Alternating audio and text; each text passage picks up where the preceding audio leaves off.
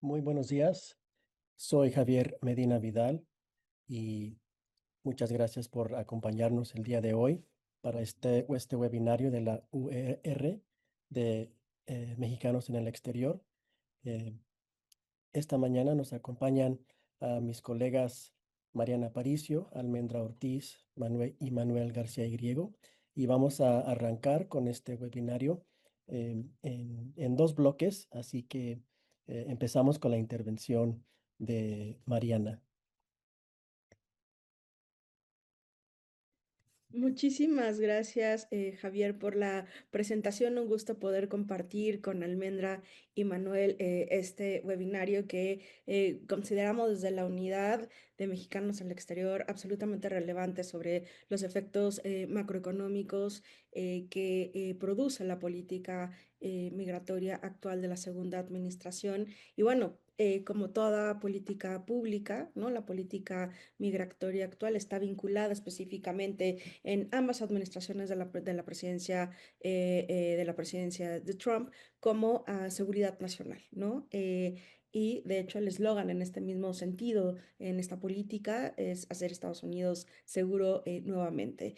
Y digamos, en el marco del primer aniversario de este segundo mandato, en enero de este año, el Departamento de Seguridad Nacional publicó algunas cifras que pueden ser de interés para ir posicionando el debate de este webinario, y es que casi 3 millones de migrantes sin documentos habían abandonado Estados Unidos por la implementación de las diversas políticas migratorias que se han realizado en este periodo, sumado a un elemento muy interesante de esta administración: 2.2 millones de autodeportaciones y más de 675,000 deportaciones, ¿no?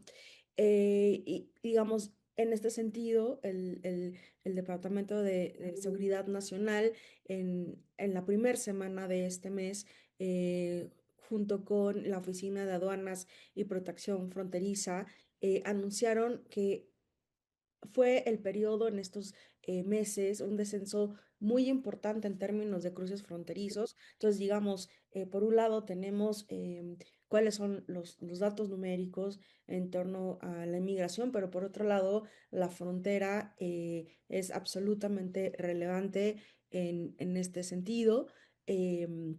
Sobre todo por efecto de las políticas. Algunos datos respecto al Departamento de Seguridad Nacional pues nos muestran que en este segundo periodo, en términos generales, se ha reducido en un 95% las detenciones diarias con respecto a la administración anterior, y en los meses consecutivos se han realizado menos de 9,000 detenciones en la frontera del suroeste de Estados Unidos, por lo cual, pues desde la perspectiva de la administración actual, la frontera es más segura que nunca, ¿no?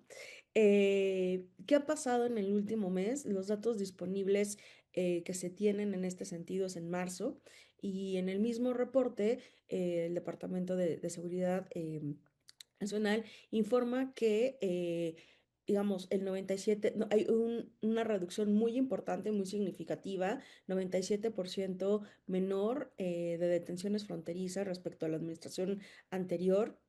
De hecho, las detenciones realizadas por la patrulla fronteriza a lo largo de la frontera sur con México fueron un 90% inferiores al promedio mensual en los últimos 33 años, y un 97% inferior al pico alcanzado durante la administración Biden, ¿no?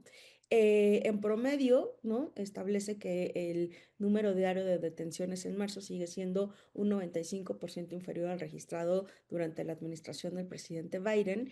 Y pues bueno, en este sentido, ¿no? Los datos numéricos nos ayudan a inferir que, tal como declaró el secretario del Departamento de Seguridad Nacional, el señor Mullin, que el mundo, ¿no? Identifica que las fronteras en Estados Unidos están cerradas a quienes infringen la ley. Pero, ¿no? A partir de los números alcanzados y las acciones realizadas, pues han hecho escuchar voces de indignación y de protesta por algunos controles, por algunos sectores de la población, y sobre todo por el denominado ICE, ¿no? El Servicio de Inmigración y Control de Aduanas, que esto, bueno, lo analizaremos mucho más adelante. Y solo para cerrar como esta primera intervención, pues pareciera, ¿no? Que entonces los números dicen que todo está muy bien, ¿no? Esto que va muy en consonancia con la estrategia de política migratoria de la actual administración, pero ¿qué opina la población, ¿no? En Estados Unidos respecto a esta política, sobre todo porque es un tema muy sensible para uno de los grandes temas que está en los medios actuales y es qué se está haciendo, ¿no? Respecto a las elecciones intermedias. Y en este sentido, la política migratoria es absolutamente relevante. Y a finales de enero, una gran casa encuestadora aglutinó, ¿no? Las opiniones públicas respecto a las políticas y las propuestas de la actual administración en materia de política migratoria. Y lo que se identifica y hay una tendencia es una división partidaria, ¿no? La gran mayoría de los estadounidenses están en favor de mantener una presencia militar en la frontera con México, más del el 62%, ¿no? Entonces, en este sentido, pues bueno, la frontera es un espacio relevante para la política migratoria en términos de una frontera cerrada hacia la inmigración, pero por otro lado, ya hablaré más adelante de esto, los efectos que tiene en el comercio internacional y también en el sector laboral. Eh, Permitir a los agentes de inmigración revisar cuentas de redes sociales a personas que quieran entrar al territorio de Estados Unidos, un 56% está a favor. Esto es uno de los temas, sobre todo para el Mundial, otro de los temas que seguramente tendremos en nuestra unidad como webinario, ¿no? Y hay una fuerte oposición, el 79%, de dar prioridad a personas que paguen una tarifa de $1 millón. ¿Se acuerdan del ticket dorado del cual habló el presidente Trump? Bueno, pues la gran mayoría está en contra de ellos y el 66% estaba en contra de suspender todas las solicitudes de asilo. Es otro de los temas que ya abordamos en otro webinario. Y bueno, y el 64% sugiere que mantener un gran número importante de migrantes en los centros de detención, en lo que se decide sus casos, pues no están no lo consideran óptimo y el 60% están en contra de suspender las solicitudes de visa en las personas de 75 países, ¿no? Sobre todo esto va a tener efectos muy importantes en términos laborales y de la política de la economía interna estadounidense. Esto no es un asunto menor, pues bueno, ya les decía, las elecciones intermedias están casi a la vuelta en noviembre y bueno, esto va a definir no solamente la agenda y las prioridades del Ejecutivo y el apoyo del Congreso o no, y en el sentido de cómo iría la política migratoria. Pues por mi parte, esta es mi primera intervención en este primer bloque. Muchas gracias, Mariana, por esas observaciones y por supuesto que vamos a continuar con la discusión, pero primero cedo la palabra ahora a Almendra Ortiz para su intervención. Muchísimas gracias, Javier. Muchas gracias a todos por escucharnos el día de hoy. Y bueno, la pregunta que trataré de responder es, ¿qué tan sensible es la economía de México ante la caída sostenida de remesas y qué mecanismos de ajuste podrían activarse? Para este primer bloque vamos a revisar estos temas en dos partes. La primera, pues es que sí, definitivamente existe una sensibilidad frente a la caída sostenida de remesas, tanto en México como en Centroamérica, pero el efecto no es igual en toda la región. Como se puede leer en esta diapositiva, la sensibilidad es la magnitud de los efectos de los eventos, perdón, la sensibilidad es la magnitud de los efectos de un evento externo antes de realizar ajustes, mientras que la vulnerabilidad mide los costos de ajustes tras el evento. ¿Esto qué quiere decir? Que en términos de sensibilidad, pues México es sensible en el sentido absoluto, pero Centroamérica es mucho más vulnerable en términos relativos, por lo que el efecto macroeconómico va a ser diferente y es lo que vamos a ir revisando en las próximas diapositivas.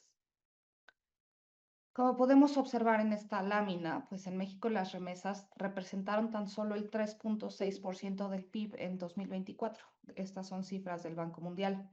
Sin embargo, en Guatemala fueron alrededor del 19%, El Salvador 24%, Honduras 25.7% y Nicaragua del 26.6%. Esto significa que una caída sostenida de las remesas no tendría el mismo efecto macroeconómico. Para México, claro que sería un golpe relevante, pero principalmente pegaría en el consumo de ciertos hogares y esto se vería principalmente en las regiones más dependientes de las remesas en nuestro país. Para varios países centroamericanos, pues más bien sería un choque sistémico. Vamos a la siguiente. En México, la dependencia hacia las remesas observa cierta moderación, como se ve también en la primera gráfica. Según datos del Banco de México, las remesas sumaron 61.791 millones de dólares en 2025, ¿no? Que ya es una caída, sí podemos regresar, gracias, una caída frente a la anterior. O sea, hay un ascenso en las remesas, pero como podemos ver más o menos desde 2020, este crecimiento es mucho más moderado y ya para 2025 pues ya hay un crecimiento ligeramente debajo por encima de los meses anteriores. En febrero de 2026, que ya no se observa ahí, entraron 4.468 millones de dólares. El crecimiento anual pues apenas va del 0.4%. Esto todavía no nos muestra, no ha pasado el tiempo suficiente, no podemos ver una caída estructural irreversible, pero sí nos muestra que el flujo pues ya no viene con la misma fortaleza que los años previos.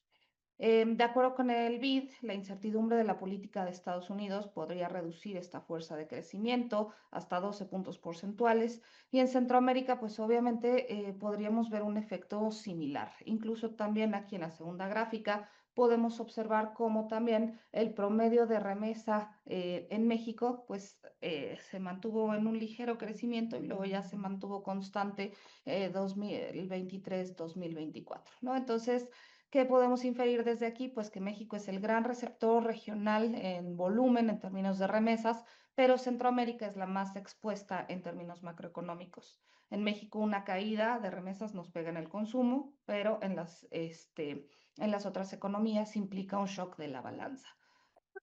Ahora, ¿hay una caída estructural o una reducción de flujo? Pues eso es algo que también tratamos de responder.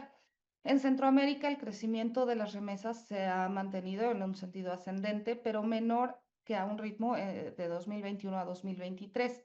El crecimiento ha sido positivo, pero ha sido desacelerado, ¿no? Y esto en línea con que hay un menor dinamismo del empleo migrante en Estados Unidos, hay una mayor incertidumbre en la política monetaria, lo que acaba de mencionar Mariana, y entonces, pues sí, las estimaciones de los bancos centrales, del BID, para el crecimiento de remesas en Guatemala, El Salvador, Honduras y Nicaragua oscila entre el 5, 7, ya muy positivo 8%.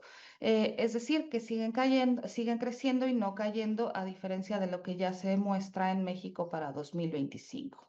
Los indicios apuntan que para 2026 la desaceleración va a ser más marcada, probablemente en algunos casos un crecimiento cercano a cero y frente a un endurecimiento migratorio, pues un riesgo de caída.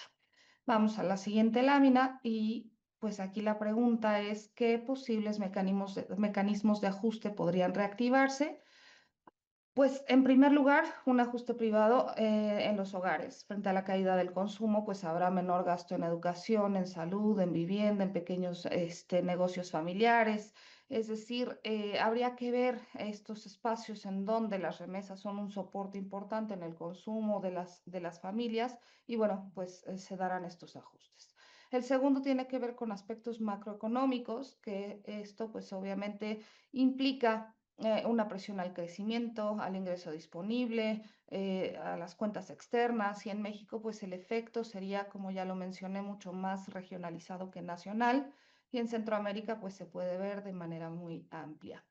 Y el tercero, y para cerrar esta primera intervención, sería pues un ajuste de política pública que tendría que ver con una ampliación temporal de las redes de protección social, aceleración de la inserción laboral local, programas de bancarización, de inclusión financiera para los hogares receptores de remesas y apoyo pues a las pymes, al autoempleo, a los territorios con dependencia de remesas, así como coordinación territorial pues porque el golpe no sería homogéneo, entonces tendría que ser un poquito, pues a la carta.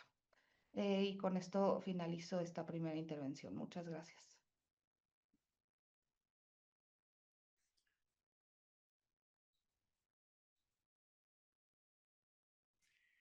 Está apagado tu micrófono. Perdón, muchas gracias, Almendra. Ahora vamos con la siguiente intervención de Manuel García y Griego, que nos hablará un poco sobre las políticas norteamericanas y sus efectos en este tema. Manuel. Muchas gracias, Javier, y muy buenos días a todos y a todas. Se nos olvida cuando vemos tantas gráficas y tanta conversación a nivel macro que realmente hay efectos trágicos en vidas familiares, vidas individuales, personas que han sido regresadas a sus países donde son perseguidos, familias separadas, muertes en centros de detención, etc. Todos estos datos que acabo de mencionar los vemos en las noticias. Entonces, lo que hemos estado tratando de hacer con este webinario es un poco regresar a ver el efecto macro en términos de las consecuencias tanto para México como para Estados Unidos y otros países. Yo quiero agregar 2 puntos aquí a lo que hemos estado señalando. Primero, que el crecimiento económico de Estados Unidos ha dependido de manera no siempre reconocido públicamente por el crecimiento de la fuerza de trabajo. Y ese crecimiento de fuerza de trabajo depende en buena medida de la inmigración neta a Estados Unidos. Se olvida y también que desde el año 2008 aproximadamente, cuando la primera crisis económica durante la presidencia de Obama, empezó a descender la población de indocumentados mexicanos. Muchos indocumentados dejaron de entrar, otros se regresaron y el día de hoy tenemos aproximadamente 2 millones menos de indocumentados mexicanos que lo que teníamos hace 15 años. Ese es un cambio realmente bastante importante. Entonces estamos viviendo una vida en términos de política migratoria y de situación macro muy distinta en el año 2026 a la que conocimos hace 10 o 15 años. Ahora, en ese sentido, las políticas del presidente Trump representan un autogol y la caricatura aquí que Iván López me hizo el favor de preparar y un poco describe esa ironía, esa situación irónica de una especie de castillo con barreras de todo tipo y a la misma vez un letrero que dice employees only para empleados, en este caso trabajadores migratorios, muchos de ellos indocumentados y de otro tipo adicional. O sea, Estados Unidos cada vez más depende en ciertos sectores económicos, como son, por ejemplo, servicios, estoy hablando aquí de motelería o de restaurantes. El sector agrícola es muy conocido desde hace muchos años. El otro nuevo, el sector de construcción e incluso salud pública, estamos viendo cada vez más depende de inmigrantes extranjeros que trabajan en Estados Unidos. Ahora, los efectos macro también se suman a nivel de lo que hemos estado describiendo de la situación micro. Por un lado, el gobierno de Trump, la nueva política migratoria de Trump ha sido maximizar deportaciones al grado que pueda. Entonces, los agentes de migración tienen cuotas de cuántos deben arrestar y expulsar diario, independientemente de las circunstancias en las que se encuentren. Tenemos la construcción de nuevos centros de detención y un gran número de personas detenidas que antes no eran detenidas en tales centros.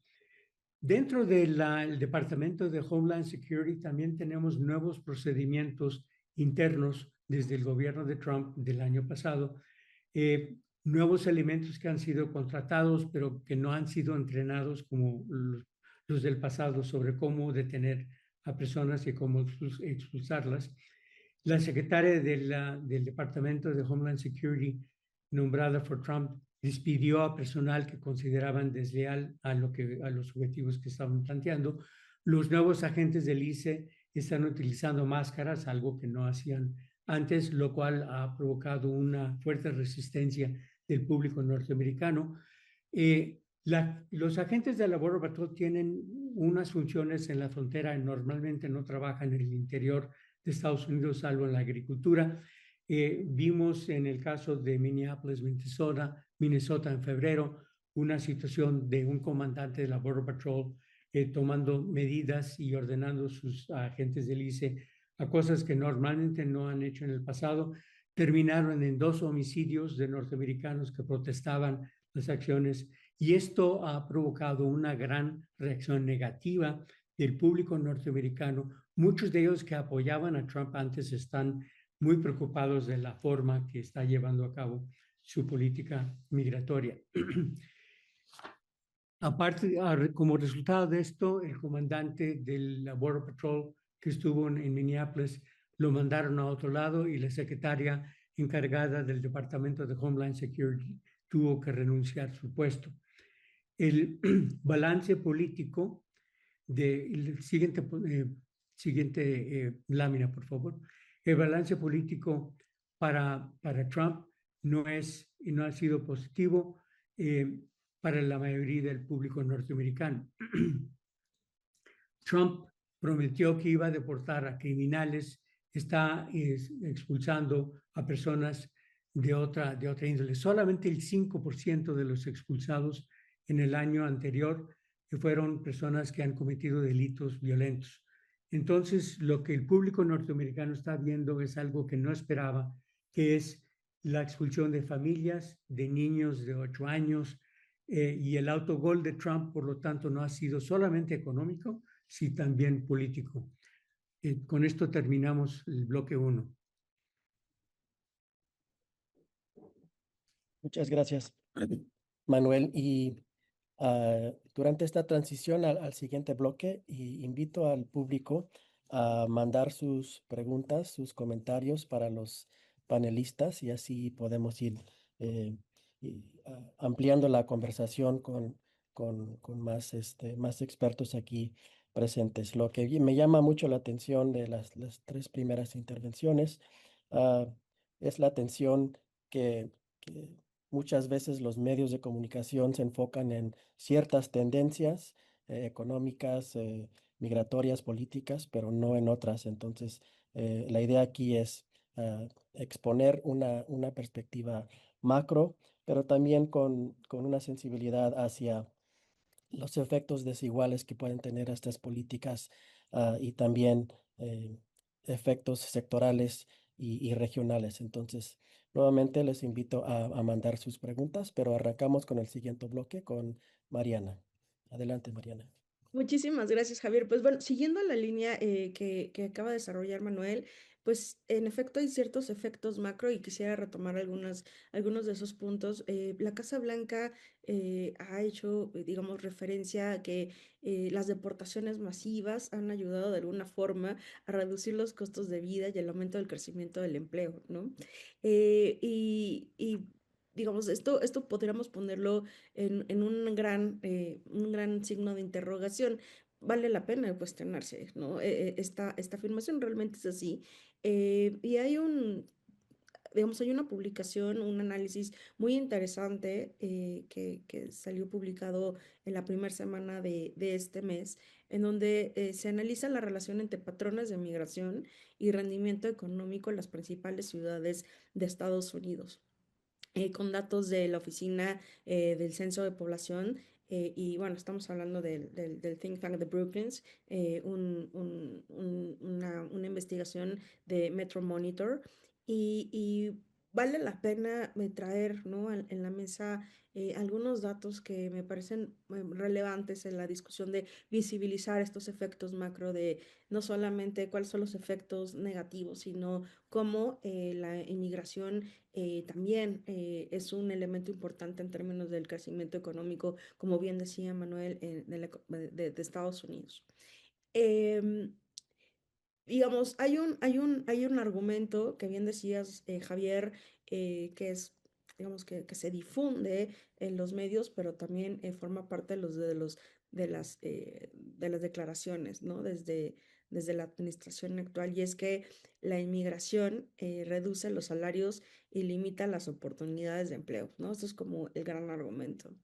Eh, y de hecho, pues bueno, lo que sugiere la actual administración es que las deportaciones masivas, los datos que les daba al inicio de la primera ronda, pues permiten generar más empleos, y de hecho hasta lo vinculan directamente con la reducción de la crisis del tema de vivienda. Sin embargo, los datos de la publicación que les decía de Metro Monitor, pues muestran que las ciudades más grandes, ¿no? En Estados Unidos, que identifican la presencia de una fuerza laboral que nace en el extranjero, eh, a contrapelo de lo que se establece en el discurso oficial, pues en realidad producen mejores resultados, no solamente en las ciudades, sino también tienen un efecto positivo en los trabajadores nacionales. Lo que muestra es que durante el 14 y el 24 las tasas de empleo en las ciudades que tienen mayor fuerza laboral nacida en el extranjero fueron 3 puntos porcentuales arriba, ¿no? Y también eso tuvo un efecto importante en los trabajadores nacionales. En pocas palabras, pues bueno, este tipo de fuerza laboral ayuda también a fortalecer el empleo en ambos sectores. Y de hecho, pues bueno, lo que llega a un consenso en que la política migratoria representa, y cito textual, un riesgo material para el potencial crecimiento económico de las ciudades más importantes del país y también corre el riesgo de revertir el progreso económico que han puesto estas regiones en la última década. Entonces, quisiera dejar como esto apuntado para reforzar el argumento o seguir con el análisis de Manuel, pero también hay otros efectos y son los efectos en el comercio internacional. Y yo ya avanzaba un poco en la importancia de la frontera, no solamente como facilitador, pero también como bloqueo, como protección en términos de seguridad.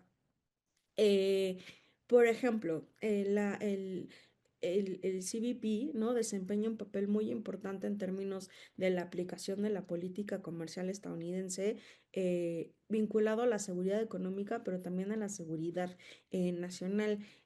Algunos datos que provee el Homeland Security sugieren que hay o que se han realizado en este periodo importaciones procesadas por alguna cuestión en términos de seguridad de la frontera por un valor de 323.000 millones de dólares a marzo del 2026 y que han identificado 24.000 millones de dólares en aranceles por recaudación, ¿no? Esto no es un asunto menor porque como recordará quien nos lo siguen, ¿no? En esta transmisión, pues bueno, de alguna forma la política comercial de Estados Unidos, de esta administración, también tiene que ver con proteger a los consumidores estadounidenses y regresar los empleos y la inversión a Estados Unidos. Entonces, digamos que la política migratoria y la política comercial tienen un punto de convergencia en este sentido y, por supuesto, un tema también relevante tiene que ver con las cadenas de suministro, ¿no? Entonces, podemos identificar cómo los efectos macro de la política migratoria y el tema del cierre de la frontera, pues afecta directamente el intercambio comercial de Estados Unidos con, en específico, en este caso, pues con el principal socio o uno de los principales socios, que es el caso de México. También el CBP, uno de sus trabajos en términos de política migratoria vinculada con el tema de la frontera tiene que ver con cómo detiene envíos que están vinculados directamente con trabajo forzoso o ciertos productos falsificados, ¿no? Entonces también la frontera es importante en este sentido. Los datos de CBP sugieren que se detuvieron 304 envíos valorados con más de 12.000 millones de dólares vinculados con el trabajo forzoso y 2.776 envíos que contenían algún tipo de producto falsificado que se valora, ¿no? por el gobierno por 1.100 millones de dólares. Eh, Otra de las cuestiones importantes, y con esto cierro, son otros efectos macro vinculados con la seguridad alimentaria y el ganadero, ¿no? México es muy sensible a este tema, estoy pensando en el gusano barrenador, entonces digamos también la frontera y el CBP tiene un efecto macro muy importante en términos de el comercio y la cadena de suministros, específicamente en el sector agrícola. CBP emitió 7.722 notificaciones de medidas de emergencia de productos vegetales, animales restringidos y prohibidos que ingresan en Estados Unidos, ¿no?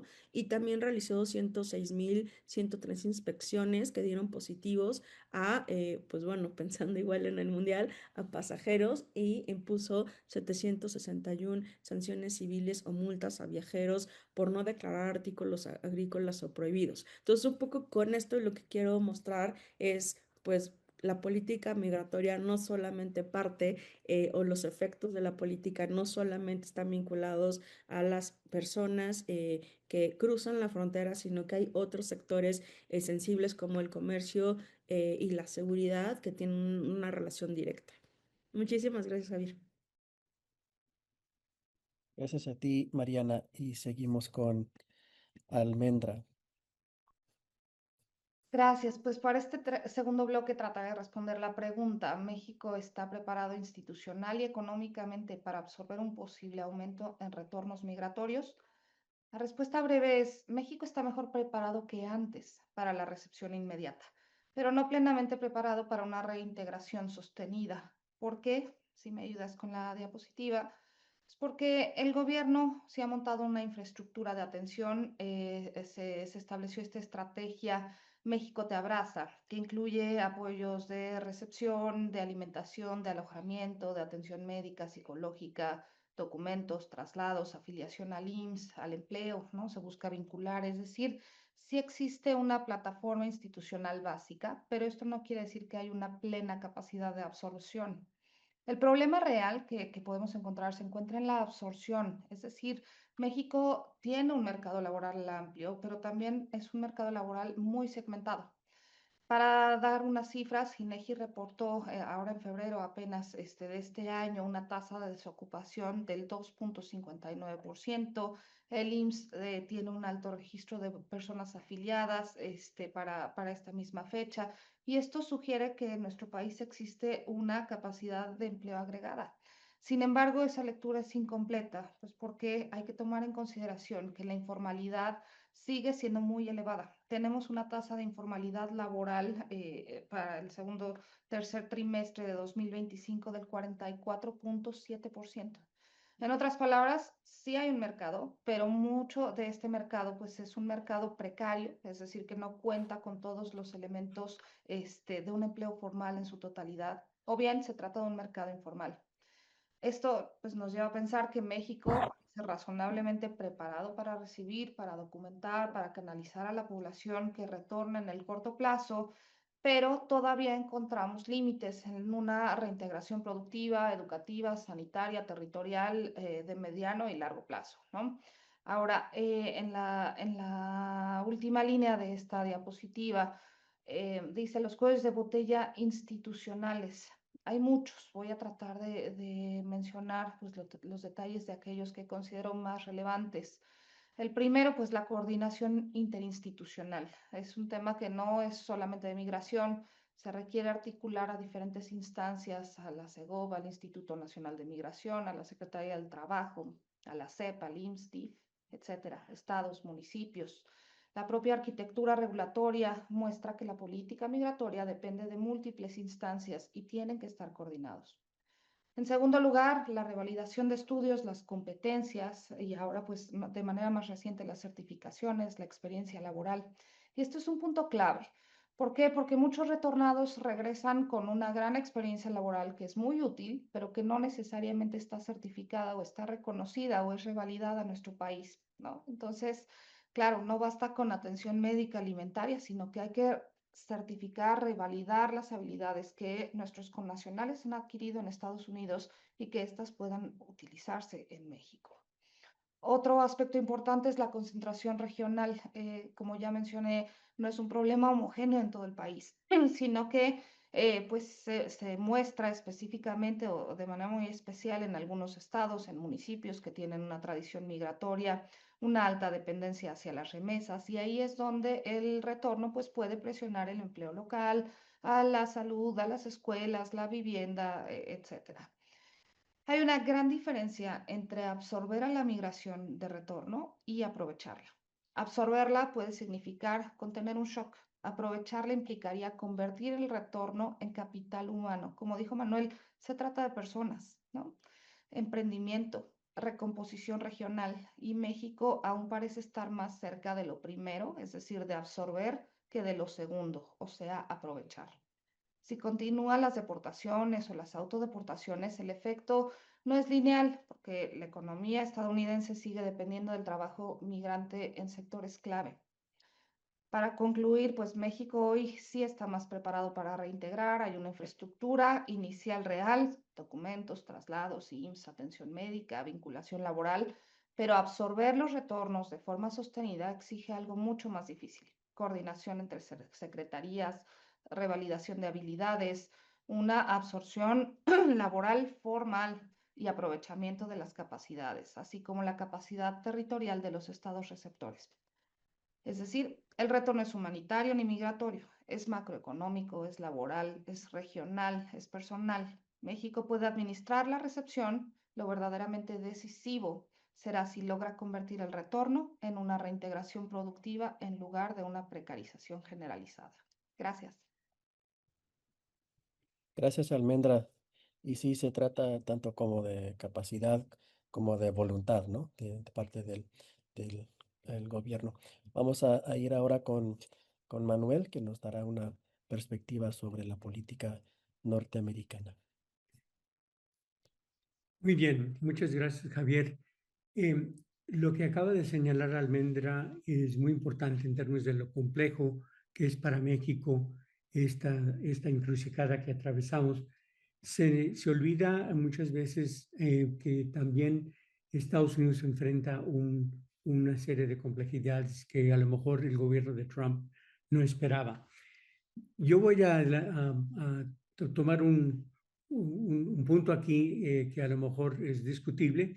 Yo diría que la actual política migratoria de Trump no es sostenible en su forma actual. Es decir, yo creo que vamos a ver una continuación de deportaciones hasta el final del periodo de Trump, pero la forma que se va a llevar a cabo todo esto va a ser distinto, y ya ha empezado a haber algunos cambios. Lo vemos desde el mes de marzo, cuando hubo una discusión entre el Partido Demócrata, los congresistas que se rehusaban a financiar al Departamento de Homeland Security sin que hubieran algunos cambios. El gobierno de Trump rechazó esas propuestas y buscó otra forma para financiar Homeland Security. Pero la situación que enfrentamos es de que este es un año electoral. Va a haber elecciones de medio término y en noviembre, y esto implica que los congresistas republicanos, que se ven muy aliados con Trump entre los votantes, van a sufrir ciertos problemas. Ahorita mismo están viendo dificultades en sus campañas por lo poco popular que son las medidas que ha tomado el gobierno de Trump. Están preocupados, obviamente, por la posibilidad de no ser reelegidos, y de hecho el gobierno de Trump ha recomendado a los que están buscando reelección a que reduzcan su retórica antimigratoria. Curiosamente, esto ha provocado una reacción que tal vez uno no habría esperado, y eso es de la gente que apoya a Trump y que ha estado muy en favor de las deportaciones. Los líderes del grupo MAGA, les decimos en inglés, gente de Make America Great Again, MAGA, están preocupados por este cambio de retórica, porque consideran que a lo mejor Trump está por dar marcha atrás, que a lo mejor está retrocediendo en sus compromisos de detener a los indocumentados. O sea, de otra forma, la campaña de deportaciones, lo violento que ha sido del último año, ha dividido al Partido Republicano entre lo que podríamos llamar activistas, gentes que dicen, no, necesitamos más deportaciones, incluso más activo todavía, y pragmatistas que están diciendo, detengámonos un poco para poder ganar elecciones y luego podemos continuar después de noviembre. Pero además del problema político, tenemos problemas económicos que ya hemos señalado. Y el problema aquí es de que hay empleadores en varios sectores que están sufriendo faltas de mano de obra justamente por no solamente por las deportaciones, sino porque hay gente que ha salido del país voluntariamente para evitar ser detenido o porque no quieren enfrentar lo que están viendo con sus familiares. Dos congresistas republicanos recientemente han buscado diferentes alternativas para promover la legalización condicional de algunos indocumentados. Esto puede sorprender porque uno no esperaría que los republicanos estuvieran proponiendo esto. Uno de ellos es el representante Andy Harris de Maryland, que está muy vinculado con los pesqueros y que los comerciantes de pesca en Maryland están sufriendo ahorita una falta de mano de obra de personas que los apoyen. Otra persona es una cubana, la representante María Elvira Sánchez de Florida, que está contra un montón de críticas de su propio partido, está promoviendo la legalización condicional de trabajadores para poder mantener el apoyo del electorado hispano en Florida y en otras partes. Yo diría que tarde o temprano se tomarán en Estados Unidos medidas en favor de empleadores de inmigrantes. Ahora, si los inmigrantes responden de la manera que esperan, esa es otra cuestión que podríamos considerar. Pero el hecho es de que están muy preocupados por lo que esto puede significar para las elecciones que se ven en noviembre. Los conflictos políticos sobre lo que es la migración se dan en un contexto político álgido, tanto nacional como internacional.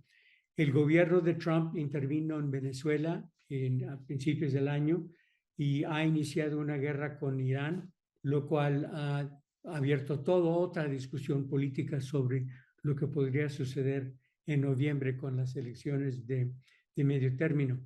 Ha amenazado a Cuba y si el gobierno de Trump interviene en el Caribe, habrá flujos de refugiados y de asilados hacia México y Estados Unidos. Y eso es algo que también podría cambiar radicalmente el panorama que estamos viviendo actualmente.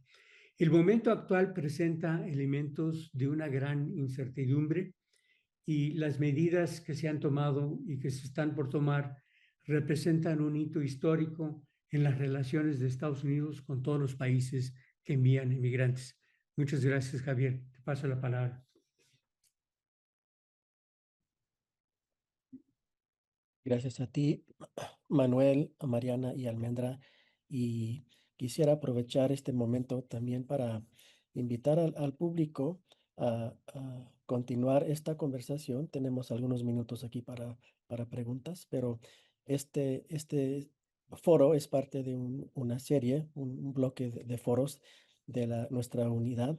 Ah, el 6 de mayo vamos a hablar sobre los retos de compartir en términos del fútbol y comercio en las relaciones exteriores de América del Norte. Y el 3 de junio, retorno migratorio y seguridad humana, humanitarismo internacional, humanismo y mexicano en la institucionalización. Todo esto coordinado por nuestra coordinadora, la doctora Paola Suárez Ávila, quien agradecemos también para coordinar este webinario, y también agradecer el apoyo técnico de Iván López de la UNAM. Y pues ahora vamos a algunas preguntas.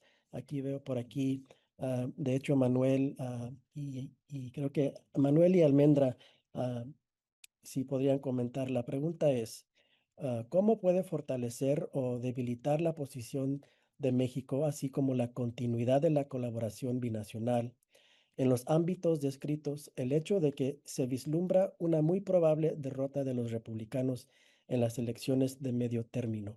Creo que Manuel ya ibas por este camino alguno de tus comentarios, pero creo que la pregunta es desde el punto de vista de México y pues más bien la relación binacional, ¿cómo va a sobrevivir pues estos retos y sobre todo en cuanto a las elecciones de medio término qué es lo que va a cambiar, qué es lo que podemos esperar.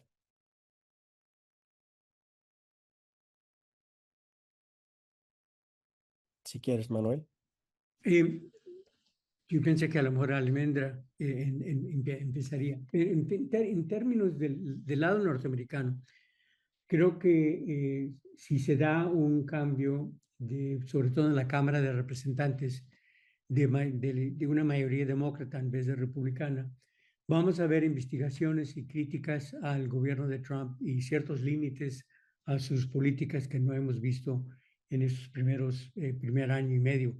Y esto va a significar otra serie de retos. En cuestión de migración, no veo muchos cambios, honestamente, salvo uno de ellos que sería el obligar al personal del ICE a explicar cómo justifican el uso de máscaras, por ejemplo, en la detención de personas, cómo justifican el uso de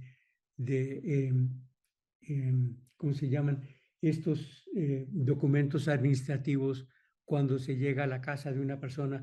Debe haber una orden judicial bajo la Constitución y no solamente administrativa para poder detener personas en sus hogares. Entonces yo creo que vamos a ver más críticas por ese lado y vamos a ver otro detalle que es, yo creo que no se nos olvide que ya el término de Trump a partir de noviembre empieza a descender y vamos a ver una menor capacidad política de la presidencia. Entonces va a haber republicanos mismos que se van a oponer a algunos de los puntos más extremos de la política del gobierno de Trump. Eso lo estamos viendo ahorita con la respuesta de algunos republicanos al discurso de Trump de esta semana pasada, en Semana Santa, con respecto a lo de Irán y también con respecto al Papa. Entonces, ahí se entra en unas cuestiones políticas posiblemente más importantes. Yo creo que este es el momento cúspide y vamos a ver una descendencia de la popularidad política y una mayor resistencia hacia las políticas de Trump. Esto no quiere decir que no van a continuar las deportaciones, y de que no va a continuar la violencia, pero va a haber menos publicidad al respecto. Almendra o Mariana, Sí, ¿algún comentario ay, sobre? Sí. pero bueno, únicamente para continuar la conversación, algo importante es que la demanda estructural de trabajo no necesariamente va a cambiar en Estados Unidos a partir de estas elecciones. Entonces, yo creo que no sería un giro tan radical, pero sí tendríamos probablemente una relación un poco menos confrontativa, lo que haría que pudiera ser un poco más predictiva, ¿no?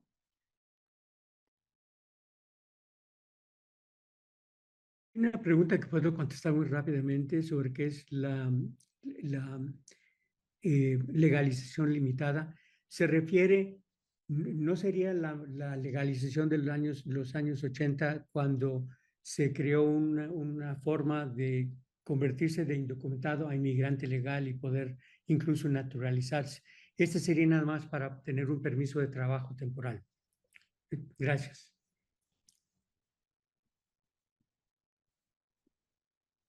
Mariana. Bueno, vinculado con el trabajo temporal y la pregunta que pone acá Francisco, bueno, todos sabemos que este es el año de la revisión del TEMEC y uno de los temas importantes que está sobre la mesa es el tema laboral.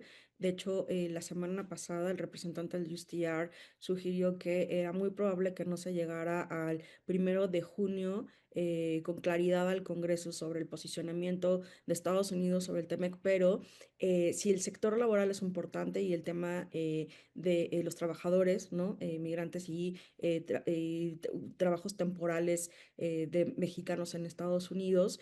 Esto no necesariamente está dentro del acuerdo, lo cual eso sería como interesante para siguientes revisiones si llegamos en ese sentido.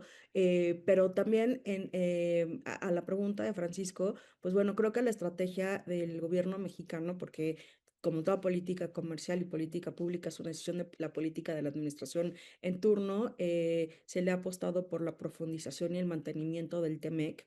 y no estamos identificando al menos un desacople. Y de hecho, parte de la estrategia de política comercial de Estados Unidos del 2026, que se publicó a finales de febrero de este año, pues identifica claramente que México es un actor prioritario para el desacople económico en términos de cadenas globales de valor. Por supuesto, ahí está inferido el trabajo con la economía china. Entonces, creo que hay áreas de oportunidad potencial en términos de la política migratoria, de lo que mencionaba Manuel de una legalización limitada, y cómo México puede identificar su relevancia en esta relación México-Estados Unidos, y no, y lo que discutíamos dentro de la unidad, pues bueno, que era digamos que era a contrasentido de lo que generalmente se piensa, pero México es un actor muy importante para el actual, para Estados Unidos en términos de la fuerza de trabajo, y en términos de la economía interna. Gracias, Mariana. Y una pregunta, eh, ¿qué nos queda para mirar un futuro más sostenible para los migrantes en esta relación binacional? Hay mucha incertidumbre cuando se trata del gobierno norteamericano, de su liderazgo, pues igual muchas veces el gobierno mexicano también manda como señales mixtas, y yo sé por dónde iba la pregunta de Francisco que tocaste, Mariana, pero qué nos queda para mirar eh, este futuro más sostenible para los migrantes? Yo diría muy rápidamente que es muy difícil contestar esa pregunta antes de que termine el periodo de gobierno de Trump, porque hasta que entremos en un nuevo periodo presidencial y veremos qué sucede con los republicanos no solamente este año, sino en 2 años, hasta entonces no vamos a tener muy claro cuáles van a ser la línea de política migratoria norteamericana del futuro.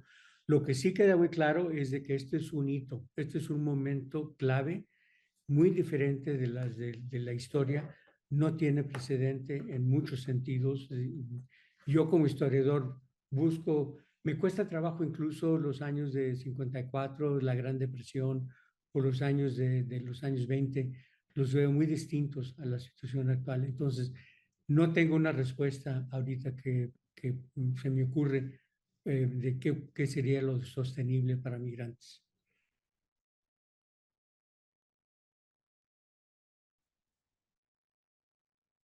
¿Alguien más, Almendra? ¿Algún comentario? Suscribo lo que dice Manuel. Claro, podemos armar escenarios, no pensar en la necesidad la demanda de empleo que existe en Estados Unidos, que esto lo haría pues un poco más manejable en un cambio en el Congreso, pero son escenarios, ¿no? Simplemente podríamos especular, pero realmente creo que sería difícil aterrizar una respuesta. Pues yo creo que con eso cerramos. Muchas gracias a nuestros panelistas y gracias al público por sus preguntas, su interés en el tema, y nos vemos en los siguientes foros. Gracias nuevamente al equipo de Comexi, Margarita y Carla, a Iván López y nuestra coordinadora Paola Suárez Ávila. Buenas tardes a todos.